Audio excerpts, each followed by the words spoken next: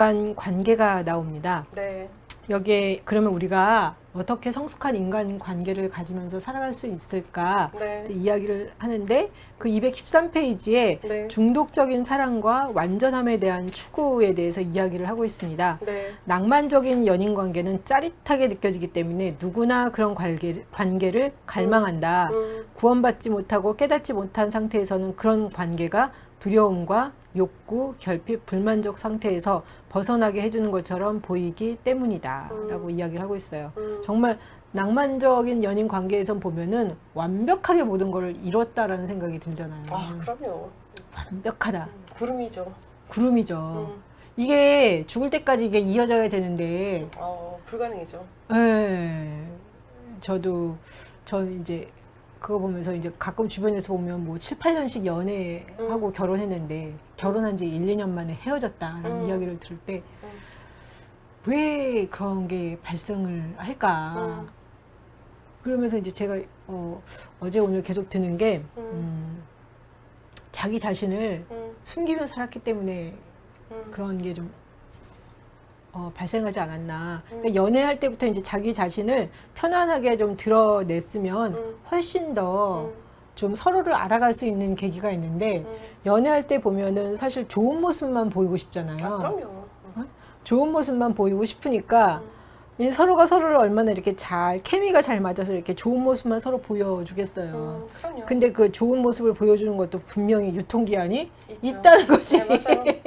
유통기간이 끝나고 이제 내 모습을 보이려고 그러니까 상대방이 그게 너 왜 그렇게 이상한 모습을 보이니 서로 이제 그러다 보니까 도저히 서로를 받아들일 수 없지 않나.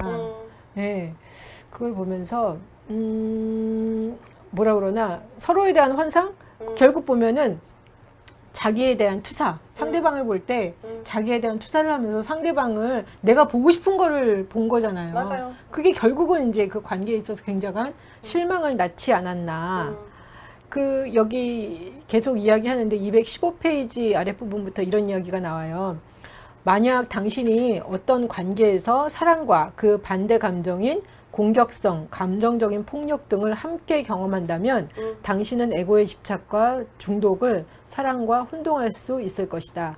한순간은 상대를 사랑하고 다음 순간에는 상대를 공격하는 것이 사랑일 수 있을까? 애증의 관계. 이게 정말 사랑이냐? 진정한 사랑에는 대립이 없다. 만약 당신이 느끼는 사랑이 그 반대 감정을 포함하고 있다면 그것은 사랑이 아니라 좀 더 완전하고 확실한 자의식을 필요로 하고 있는 에고의 강한 요구일 뿐이다. 그리고 상대방은 결국은 일시적으로 내 욕구를 충족시켜주는 대상일 뿐이다. 그것은 에고가 구원 대신 선택한 것으로 짧은 기간 동안만 구원처럼 느껴진다. 연인 관계는 처음에 행복감이 지나간 후에 더 많은 불행과 고통을 남긴다. 하지만 고통과 불행이 그 관계에서 생기는 것은 아니다. 그 고통과 불행은 이미 내 안에 있었던 것이고 그것을 끌어낸 것이다. 이야기를 하고 있어요. 사랑이 어렵죠. 뭐 이제 그 솔직하지 않아서 나타나는 부분도 있지만 많은 사람들은 사랑이라고 하면 늘 감정적인 부분이라고 생각을 하는 경우가 많아요. 그러니까 우리가 그 첫사랑 아니면 이제 뭐 이제 연애할 때의 사랑은 거의 구름 위를 걷잖아요. 근데 그게 사랑이라고 사람들은 착각하는 경우가 많더라고요. 근데 그게 이제 호르몬의 작용이거든요. 그러니까 그 프로이드는 사랑을 뭐라고 그랬냐면 정신병이라고 그랬어요. 저거는 이제 일종의 미친 증상이다라고 표현했는데 그게 정확한 부분인 거거든요. 그 부부들 사이에서 제가 부부 상담을 하면서 느끼는 것 중에 하나가 뭐냐면 뭐 10년 차, 20년 차 된 부부들이 상담을 온단 말이에요. 10년, 20년 살부대끼고 살았으면 얼마나 속속들이 알겠어요. 이미 뭐 우리가 흔히 말하는 방귀도 텄을 거고 뭐 다 텄을 거 아니에요. 근데도 신기한 게 뭐냐면 서로를 너무 몰라요. 왜 모르는지 아세요? 보고 싶지 않아서? 그럴 수도 있지만 서로에 대해서 이해가 없는 거죠. 이해가 없어요. 그러니까. 이해가 없는 것 중 이유 중에 하나는 뭐냐면 자기 나름대로의 생각이 되게 많은 거예요. 자기의 생각, 자기 시야로 상대방을 계속 그렇죠. 보는 거잖아요. 거예요. 네, 내 판단에 의해서. 그러다 보니까 이제 결혼한 사람들 중에서 사실은 결혼해서 너무 행복해요라고 하는 사람들은 거의 많지가 않거든요, 생각보다. 왜냐면 이제 전쟁을 겪으니까. 음. 근데 진짜 사랑은 뭐냐? 내가 좋은 것, 그다음에 내가 싫은 것뿐만 아니라 자기 수용뿐만 아니라 이제 내 상대에 대한 수용까지도 온전하게 이루어져야 되는 부분인 거거든요. 근데 그게 쉽지 않은 부분인 거죠, 사실은. 그러니까 아까 뭐 저희가 이야기한 것처럼 자기 수용이 잘 안 되는데 남이 수용이 될 리는 없죠. 없거든요. 맞아요. 네. 그러니까 저는 보면서 자기 이해가 굉장히 중요하다. 네, 맞아요. 자기가 어떤 사람인지를 알아야지 알면은 자기를 이해한 만큼 상대방을 이해할 수 있거든요. 그러니까 저는 제가 저를 이해하는데 굉장히 관심이 많은 사람이잖아요. 근데 이제 그게 나를 알고 싶어서인 것도 있지만 나를 아는 게 결국은 다른 사람을 그만큼 알 수 있다라는 게 이제 맞닿아 있다는 거를 알기 때문에 그러는 건데 결국 보니까 뭐 이렇게 뭐 연애하고 이게 결혼해도 이제 제대로 잘 못 사는 게 결국은 자기 이해가 굉장히 부족하니까. 네, 맞아요. 그러니까 나도 나를 잘 모르잖아요. 네. 나도 나를 잘 모르는데 어떻게 상대방이 나를 알겠어요. 그럼요. 그리고 나는 내가 상대방을 봤을 때 내가 보고 싶은 부분만 봤잖아요. 네. 근데 갑자기 결혼했는데 내가 보고 싶지 않는 부분들이 막 팍팍 튀어나오니까 그건 네가 아니니까 넌 그렇게 살면 안 된다라고 이제 계속 이야기를 하고 결국은 내 수용이 안 되니까 상대방 수용은 더 당연히 안 안 되죠. 되는구나. 예. 놀랍죠. 그러니까 성숙한 인간관계 이 장을 보면서는 좀 약간 그런 느낌은 있었어요. 사실은 그러니까 저에게 든 퀘스천은 뭐냐면 이제 여기서도 얘기하는 게 이제 진정한 만남은 그 존재와 존재의 만남을 통해서이다. 그러니까 제가 좋아하는 마틴 부버 선생님도 나와 너의 관계 속에서 우리가 진정한 관계를 이룰 수 있다라고 생각을 하는데 아 이러면 관계의 영역이 많아지지 않겠구나라는 생각은 한 거예요. 왜냐하면 나는 이제 존재로서의 내가 중요하구나라고 깨달았다 할지라도 내가 만나는 많은 사람들은 존재로서의 자신이 중요하다라고 깨닫지는 못하는 사람도 많겠다라는 생각이 우선 들었었어요. 그런 것도 있지만 어떻게 보면 친밀도가 좀 일반적인 사람들이랑은 좀 많이 떨어질 수 있는 거죠. 그러니까요. 존재 대 존재로 만나는 사람들의 그 친밀도와 그렇지 않은 사람들의 친밀도는 떨어진다. 저는 이걸 보면서 이제 그런 생각도 많이 했어요. 그러니까 청년들한테 이런 이야기 해주는 것이 정말 필요하다. 네, 맞아요. 네. 자기 이해를 잘 해야지 상대방을 받아들일 수 있는 거지 자기 이해를 잘 못하면 상대방을 받아들일 수 없다. 그래서 이제 어떤 분들은 제가 이번에 이제 그 영성 수련 갔는데도 제가 싱글인 거를 저는 생각도 못했다. 막 이렇게 얘기를 하시는 거예요. 그래서 근데 저 싱글이에요 했더니 결혼 빨리 하세요. 꼭 하세요. 막 이러시더라고요. 그래서 제가 좋은 사람 만나면 하고 없으면 안 해도 되고 급할 건 없어요. 제가 이렇게 딱 얘기를 했어요. 그랬더니 그분이 조금 시간이 지나더니 그러네요. 그러시더라고요. 근데 저는 제가 그러면서 제가 그랬어. 저는 결혼 안 하길 너무 잘했어요. 내가 그랬어요. 왜 그러니 해서 다른 상대방을 완전 괴롭혔을 거라고. 남자 엄청나게 괴롭혔을 거고 나는 처음에는 얌전하게 그냥 다 밀어주고 이렇게 착한 척하고 살다가 어느 순간 지나면 나 이대로 못 살아 해서 나는 못 살았을 거라고. 왜냐하면 나를 몰랐으니까. 나를 몰랐던 거예요. 나를 몰랐기 때문에 처음에는 뭐 결혼을 하면 열심히 이제 상대방한테 헌신해서 하겠죠. 내조하겠죠. 내조하지. 난 또 하다 보면 또 그거는 또 잘할 것 같아. 내가 네네. 지금 밥도 못하고 할 줄 아는 건 잘 없어요. 그러니까 아내의 역할로는 빵점일 거예요 아마. 네. 근데 작정하면 나도 잘할 수 있어. 네. 그러니까 난 이제 할 수는 있단 말이에요. 네. 할 수는 있다가 상대방이 내 기대에 못 미치면 야 이거 내가 이렇게 계속 살아야 되나? 이런 생각을 했을 것 같고 또 하나는 상대방이 내 파트너가 암만 잘 나가도 난 그거로 만족이 안 되는 사람이라는 거지. 이런 사람이 그거를 모르고 자기를 숨기고 결혼을 했어요? 네. 행복했겠어요? 못 살지. 나는 보니까 뭐 그렇게 내 주제 파악을 못한 상태에서 결혼했으면은 상대방을 엄청나게 괴롭혔거나 내가 살지를 못하겠구나라는 걸 제가 알아요. 알기 때문에 지금 혼자 있는 게 너무 감사해. 그리고 이제 어떤 사람들은 힘들지 않냐. 근데 나는 낑낑 매면서도 내가 이렇게 혼자 이렇게 사는 것 자체가 저한테는 만족이 돼요. 저한테는 만족이 되고 이런 나도 괜찮다고 그러면 나도 상대방을 받아들일 수 있어. 근데 그렇다고 그래가지고 내가 막 누구를 찾냐? 그런 건 아니에요. 그리고 다른 사람 괴롭히면 안 돼. 그러니까 그러니까 제가 제 주제를 알고 저를 안다니까요. 알아서 그냥 이렇게 사는 거 감사해요. 네. 감사하고 아유 정말 다행이야. 그래도 어느 정도 내 주제 파악을 했으니 저는 이러고 살아요. 네. 왜요? 재밌어서요. 뭐 괴롭혀도 괜찮은데 사실 뭐. 아 그럼 미안하죠. 근데 또 다른 방식으로 상대는 선생님을 괴롭힐 거니까요. 그래서 내가 지금 이렇게 주제 파악했으니까 이러고 있지. 안 그랬으면 누구를 얼마나 힘들게 하고 그리고 상대방을 힘들게 할 뿐만 아니라 나도 힘들다는 거죠. 맞아요. 그래서 이제 그분이 그러는 거예요. 그런데 이제 결혼하면 안 그러지 않겠냐고. 그래서 그렇죠. 근데 별로 전 지금 구태여. 그런 거 이렇게 연연하면서 급할 것도 없고 나 지금 할 일도 많고 그냥 그래요. 그리고 제가 말았어요. 네. 또 유익한 대화를 또 하고 오셨네요. 어떠세요? 결혼이요? 아니 뭐 결혼도 그렇고 좀 자기가 어떤 사람인지 좀 아세요? 전 알죠. 그러니까 모르는 부분도 꽤 있긴 한데. 그렇죠. 저는 되게 잘 맞춰주는 사람이에요. 보면 잘 맞춰주는 사람이고. 맞춰주는 것만으로도 행복할 수 있어요?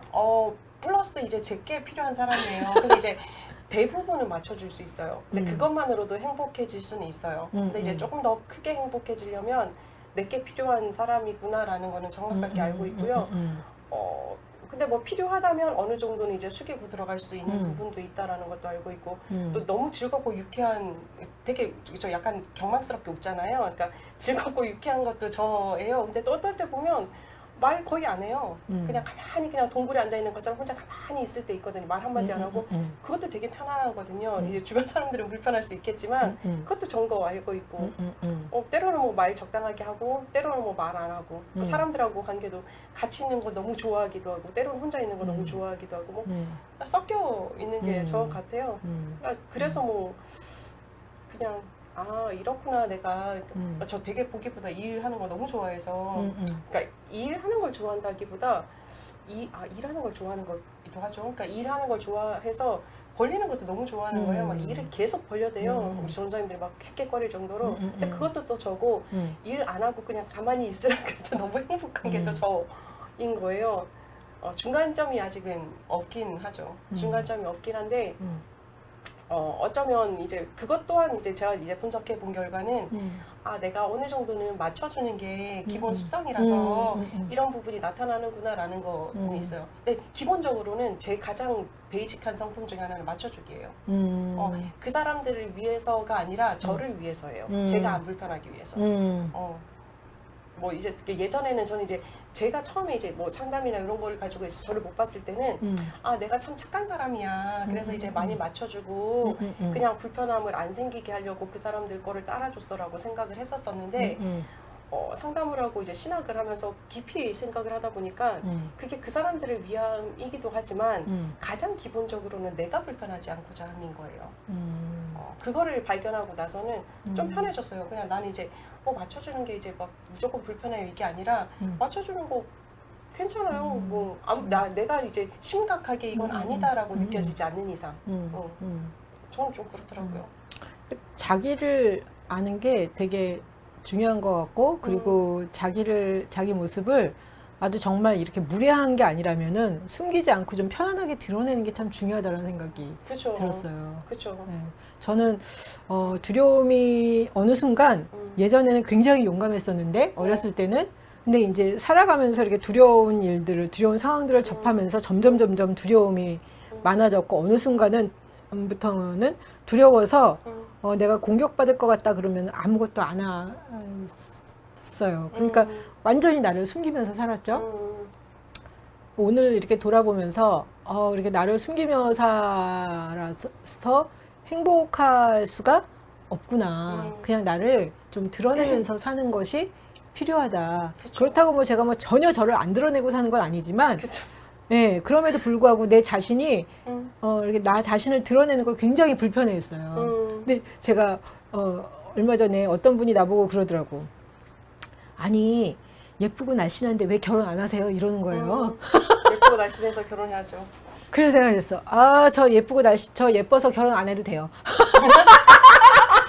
그랬더니 상대방이 나를 딱 쳐다봐. 그래서 아니 예쁘면 다 결혼해야 되냐고 내가 페이스북에다 글 썼잖아요. 네네. 아, 그게 보니까 나더라고. 그렇죠.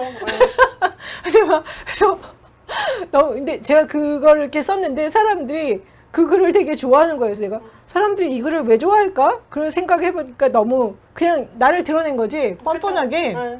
근데 어떤 친구가 내 블로그에다가 자기도 그런 소리 들을 때마다 뭐라고 해야 될지 몰랐는데 어떻게 하면 알았어요. 그리고 답을 써놨어요.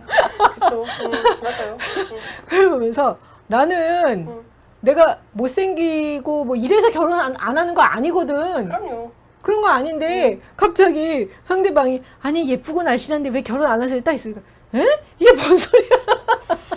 이게 뭔 소리야? 저는 이제 그런 생각이 들었던 거예요. 사람들의 일반적인 생각이니까 그렇잖아요. 대부분 딱 가지고 있는 생각 자체가 네. 결혼 안 한 사람들에 대해서는 조금 남성들이 결혼 안 한 거에 대해서는 또 그렇게 얘기 안 하지만 여성들이 결혼 안 한 거는 이제 문제가 있다라고 많이 보니까. 아 근데 여성들이 결혼 안 한 경우들은 괜찮은 여자들이 결혼을 안 해요. 능력 있고 혼자 살 만큼 되니까 안 하는 거라니까. 뭐 그럴 수도 있고 아닐 수도 있는데 뭐 어쨌든 그 부분은. 아 혼자 살만하니까 사는 거지. 그래서 야 하다 보면서 네, 그렇게까지는 말하고 싶지 않았는데 사람들이 자꾸만 그렇게 귀찮게 하면 말을 할 수밖에 없어. 그렇죠. 예.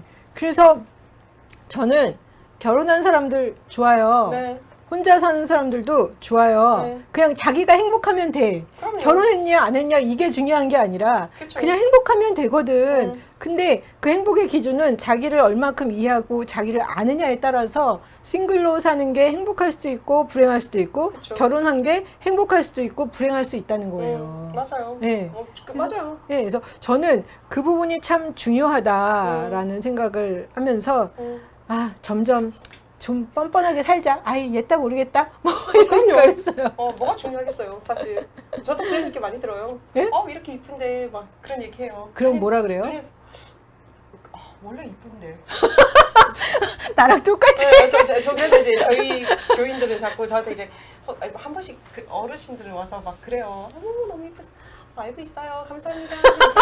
그럼 이제 다들 저 같은 종족을 못 보신 거죠. 그래서 그냥 헉 하고 가시는데 근데 저는 솔직히 말하면 제가 이쁘고 안 이쁘고가 중요하지 않거든요. 저한테는. 제가 이뻐서 행복하거나 제가 덜 이뻐서 안 행복하거나 그것도 아니거든요. 저는 충분히 제 외모에 대해서 물론 이제 뭐 칼을 대야 된다라는 생각 자체를 하지도 않고 그냥 내 외모가 사는 데 있어서 뭐 도움이 될 거다 안 될 거다 이것도 관심이 없고 내가 행복하냐 안 하냐가 전 제일 관심이 있거든요. 그 예쁘다는 것도 결국은 보면 다 자기 기준이에요. 그럼요. 네, 그렇죠. 다 자기 기준이고 저는 그냥 매력 있는 사람이 최고야. 저는 자기처럼 사는 사람. 그래서 그러니까. 반짝이는 사람. 맞아요. 매력 있게 자기만의 매력을 이렇게 돋보이면서 살면은 그것처럼 예쁜 거 없거든요. 그럼요. 네, 그것처럼 예쁜 게 없거든. 그럼요. 그래서 저는 뭐 외모가 이쁘고 안 이쁘고 이 문제가 아니라 자기만의 매력을 발산하며 사는 것이 중요하다. 맞아요. 그래야지 연인 관계도 잘 할 수 있고 결혼에서도 별 이렇게 문제 없이 살 수 있는 거죠. 자신감이거든요. 이제 그게 자기 수용인 거예요. 예. 우리가 결혼에 대해서도 얘기할 때 불완전한 한 사람, 불완전한 한 사람이 만나서 온전한 뭐 한 그게 사람 되겠어요? 불완전한 사람들끼리 만나서. 그러니까요. 그래서 완전한 한 인간과 그렇죠. 완전이라고 말하기는 좀 거시기 하지만 어쨌든 완전한 한 인간, 완전한 한 인간이 만나서 두 사람이 살아가는 게 저 결혼이라고 보거든요. 예, 저도 그렇게 생각하고 제가 이제 그런 가끔 뭐 세미나를 갈 때 그런 얘기해요. 상대방을 보면서 나의 그 결핍을 채워줄 사람을 찾지 마라. 그럼요. 상대방이 내 결핍을 절대 채워줄 수 없고 그 결핍은 내 안에 있는 거고 그쵸. 그거는 그리고 상대방을 착취하는 거다. 그리고 그렇게 해서 결혼하면 안 행복해. 내가 막 그런 얘기를 해요. 맞아요. 저도 청년들한테 강의할 때는 그 얘기 되게 많이 해주는 것 같아요. 인간관계를 하는 게 진짜 쉽지 않죠. 그러니까 뭐 저도 이제 청년부 친구들이 이제 내담자로 오는 경우에는 거의 대부분 이제 인간관계, 연인관계 때문에 얘기를 하는데 항상 저는 그 얘기를 해줘요. 잘 생각해 봐야 되는데 가슴의 떨림이나 뭐 이제 이 사람하고 뭐 그렇게 좋은 것도 되게 중요하죠. 저는 이제 결혼의 조건은 그렇게 생각하거든요. 그러니까 호감이 필요하죠. 호감이 필요하고 저 친구랑 내가 성적인 관계를 할 수 있는지에 대해서 호기심이 생겨야 된다는 것도 맞아요. 그건 이제 육체적인 관계를 위해서. 근데 이제 정신적인 관계에서는 그대를 존귀하게 여겨주는 사람을 찾아야 된다고 저는 얘기하거든요. 드는 생각은 또 하나는 그 상대방이 오판하지 않게 하려면 내가 내 자신을 숨기지 않고 좀 이렇게 솔직하게 드러내는 그건 모습이 좀 필요한 지나야 것 같아요. 되긴 해요. 왜냐면 누구나 다 이게 사람이기 때문에 첫 번째는 외모나 아니면 그 사람이 가지고 있는 거에 끌리긴 하더라고요. 한꺼번에 딱 터트리기보다 하나씩 흘려주는 건 좋죠. 아, 난 이런 인간이야, 이런 인간. 근데 한꺼번에 너무 짜잔 이렇게 나면 쉽진 않더라고요. 근데 어떤 부부가 이렇게 결혼한 이야기를 하는데 네. 그 사람은 스웨덴 남자였어요. 스웨덴 네네. 남자와 한국 여자가 결혼을 했는데 그 남자가 그 한국 그 자기 와이프를 맨 처음 만났을 때 좋았던 이유는 거침이 없더래요. 네네. 자신을 숨기지를 않더래요. 그게 그 사람한테는 굉장히 큰 매력이었대. 그쵸. 스웨덴 남자라서. 그런가? 네, 근데- 스웨덴 남자들 되게 개방적이에요.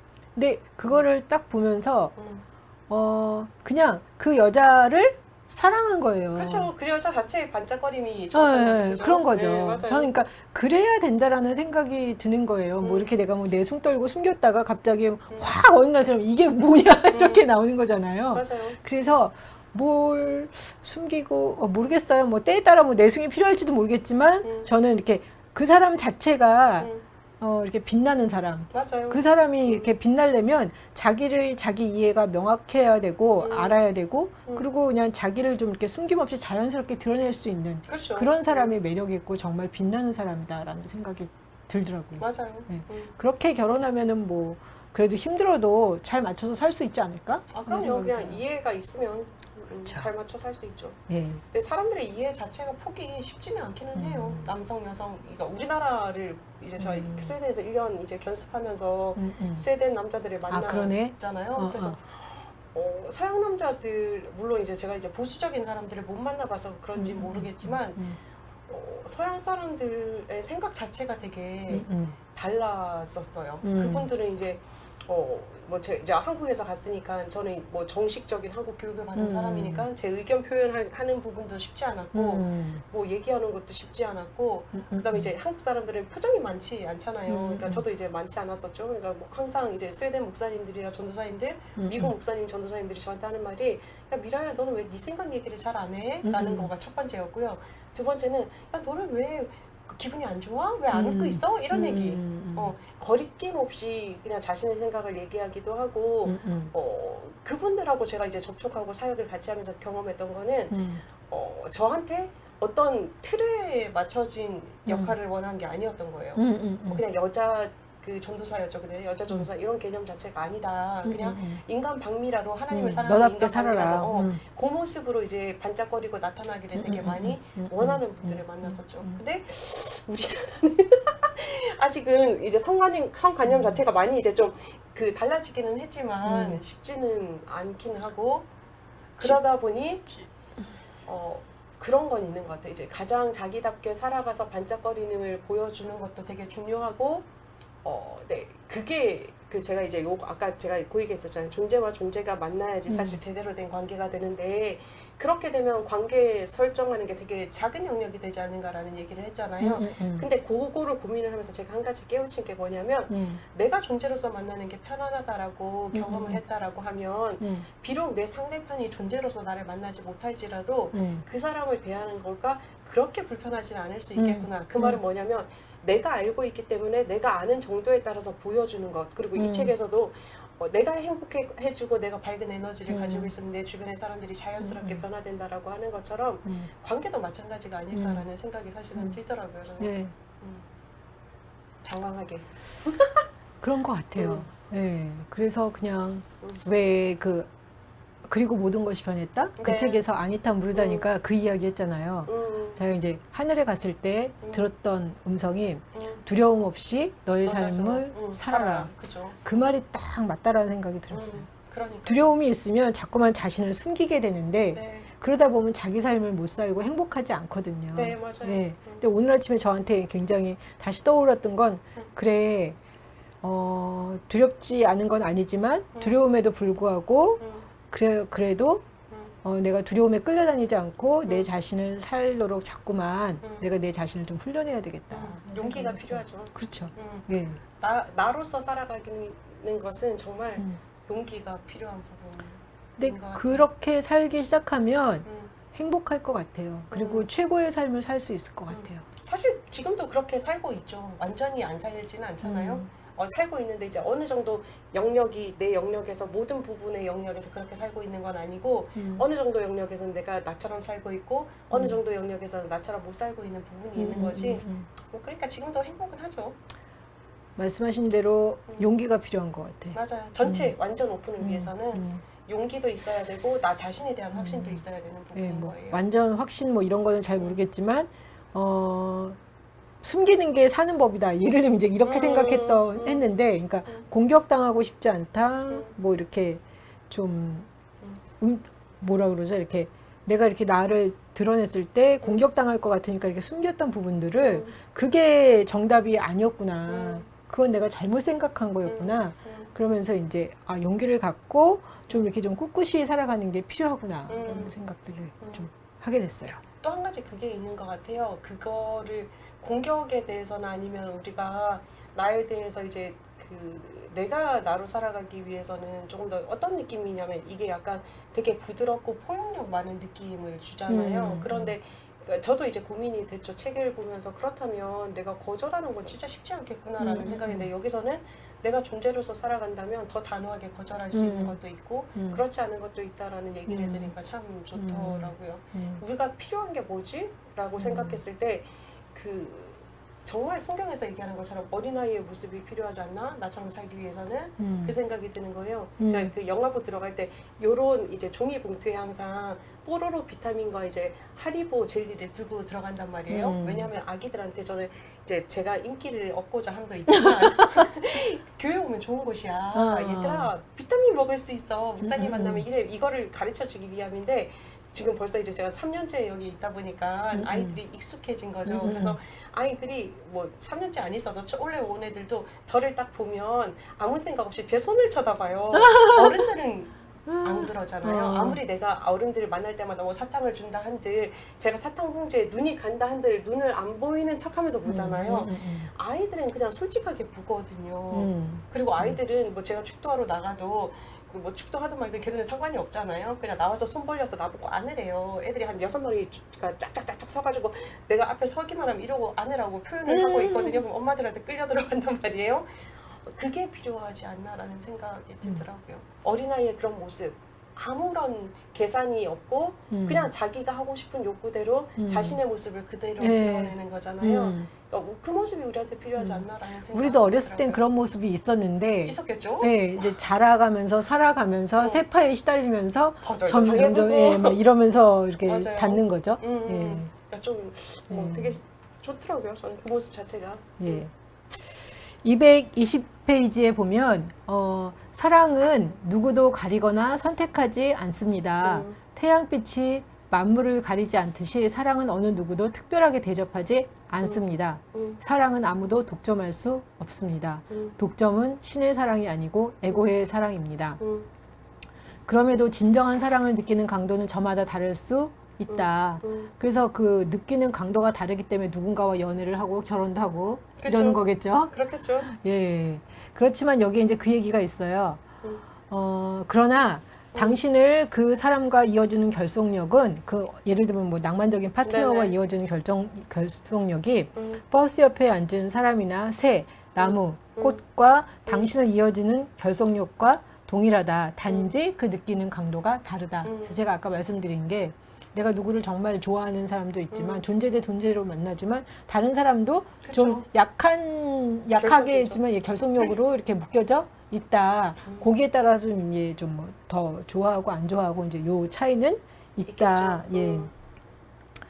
그리고 238페이지에 고통을 나의 일부로 생각하고 당연히 받아들인다면 거기서 벗어날 수 없다. 감정적 고통을 당하면서도 그것이 자기 자신이라 생각하면 그 고통을 치유하는 데 필요한 모든 시도를 거부하고 방해하는 셈이다. 그 이유는 당신은 자기 자신을 고스란히 지키고 싶어 할 것이기 때문이다. 이미 당신 자신의 필수적인 일부가 되어버린 고통을 떠나보낼 수 없게 된다. 이를 극복하는 유일한 방법은 그것을 의식으로 갖다 놓는 것이다. 근데 제가 이걸 보면서 그 성경을 읽다가 네. 예수님이 네. 그 당신이 음. 그 뭐죠? 이렇게 사람들한테 붙잡혀 가서 네. 죽게 되는 거를 아시는 거예요. 네, 그러면서 그렇죠. 이제 뭐 같이 유월절 만찬하고 이제 뭐 사람들이 나를 체포하러 올 것이다. 그러면 나 같으면 도망가야지. 도망가야지. 네. 근데 예수님이 도망가지 않고 그냥 그 이렇게 붙잡힌 것 자체를 네. 수용하는 거를 보고서 네. 제자들이 도망하니라 이렇게 돼 있더라고요. 네. 나는 도망갔어. 그 안에서 딱 보면서. 그리고 화가 났어요. 아니 지금 죽게 생겼는데 당신을 잡으러 오는데 왜 안 도망가느냐. 그리고 안 도망가고 그냥 그렇게 잡혀가는 당신을 나는 내가 이때까지 당신을 따라왔는데 당신이 도망가지도 않고 그렇게 잡혀가려고 그냥 그 자리에 머무는 그것을 나는 받아들일 수가 없더라고요. 왜 안 받아들여졌을까요? 아, 너무 싫었어요. 너무 싫고 그래서 내가 떠났어. 제자들이 도망갔니라 이렇게 써 있는데 저도 떠났어. 그런데 한편으로는 어떤 마음이 들었냐면 궁금했어. 왜 안 도망갈까? 나랑 도망갔을 텐데. 나라면 도망가는데 예수님은 저렇게 자기 죽인다고 쫓아왔는데 왜 안 도망가고 왜 잡혀가는 것일까? 그래서 제가 다시 들어갔어요. 들어가서 이렇게 다시 이렇게 말씀을 보는데 그런 생각이 들었어요. 아, 예수님은 그냥 고통과 그냥 함께 가시는구나. 그리고 그냥 그걸 받아들이시는구나. 근데 그게 저한테는 예전에 어떻게 왔냐면 내가 고통을 받아들이는 걸 나로 받아들이는 거예요. 그러니까 나는 도저히 견딜 수가 없는 거였어요. 그래서 십자가가 싫은 거였지. 예, 십자가가 힘든 거였지. 그런데 예수님을 보니까 예수님은 예수님이고 고통은 고통이더라고요. 맞아요. 근데 그걸 가만히 보면서 예수님이 그 상황을 알면서도 자기가 붙잡혀가는 걸 알면서도 그 자리에 그냥 거한다라는 걸 보면서 정말 호기심이 생기기 시작했고 그리고 이제 제가 뭐 다른 분들이랑 얘기를 하다가 그런 얘기를 하더라고요. 51대 49. 그러니까 저는 이때까지 보면 그랬던 것 같아요. 그러니까 뭐 예를 들면 뭐 신앙생활을 잘하면 하나님을 잘 믿으면 깔끔하게 이게 갈등도 없고 아무런 어려움도 없이 그냥 깔끔하게 내가 이렇게 정진해서 갈 수 있다고 생각을 했는데 그게 아니구나. 그리고 어떻게 보면 49대 51처럼 1%의 차이구나. 네. 예. 그러니까 내가 고통에 압도당할 수도 있고 압도당하지 않을 수도 있는데 그 차이가 굉장한 차이가 아니라 어떻게 보면 1%의 차이구나. 예수님도 그렇게 자기가 당신이 그렇게 잡혀가고 십자가에 못 박히고 이 자체를 전혀 즐긴 분이 아니구나. 그렇지만 그 고통을 버리지는 않았고 그 고통에 압도되지도 않았구나. 뭐 예수님은 조금 더 괜찮으시니까 뭐 한 90대 10 이렇게 해서 10% 정도 고통에 이렇게 했을지 모르지만 어떻게 보면은 그냥 49대 51로 그냥 1%의 차이로 예수님은 어떻게 보면 그 고통을 그냥 끼고 사셨구나. 이러면서 저한테 고통이 굉장히 그렇게 무겁게 느껴지던 고통이 굉장히 가볍게 느껴졌어요. 1%의 차이면 뭐 그러면 그리고 고통을 그냥 끼고 사는 거였다면 끼고 살지 뭐. 그런 생각이 들기 시작한 거예요. 왜 제가 예전에 진짜 말씀드렸잖아요. 십자가 보면 너무 싫어서 나는 도망갔다고. 나는 십자가만 보면 고통밖에 안 보였다고. 그게 왜 그런가 봤더니 고통과 내가 하나가 되니까 그걸 도저히 내가 극복할 수가 없었어요. 없었는데 이번에 제가 이제 어느 순간 나와 고통을 분리시키기 시작을 했고 이게 뭐 근데 굉장히 크게 넘어간 것도 아니고 어떻게 보면 1%가 어떻게 보면 고통이 51%가 될 때 또 여전히 딸려가는 거구나. 그거 너무 그렇게 크게 부담스럽게 생각할 필요 없이 내가 이걸 넉넉하게 이기지 못하더라도 그냥 근근히 이렇게 턱걸이 하듯이 고통에 나 죽어요 이러면서 가더라도 1%의 51%로 내가 그냥 고통에 압도당하지 않고 그냥 고통을 끼고 살 수 있다면 그리고 그러다 보면 고통이 49%로 내려갈 것이고 그러다 보면 나와 고통은 분리가 되면서 나는 그냥 어떻게 그냥 넘어갈 수 있을 것 같아 이런 생각이 들면서 예 고통과 저를 좀 분리시켜 보는 계기가 됐어요. 또 좋은 그 통찰이시네요, 그죠? 네. 와. 굉장히 고통이 싫었는데 음. 지금도 고통이 이렇게 뭐 마음에 들지는 않죠? 아, 그럼요. 뭐 누가 고통 좋아하겠어요?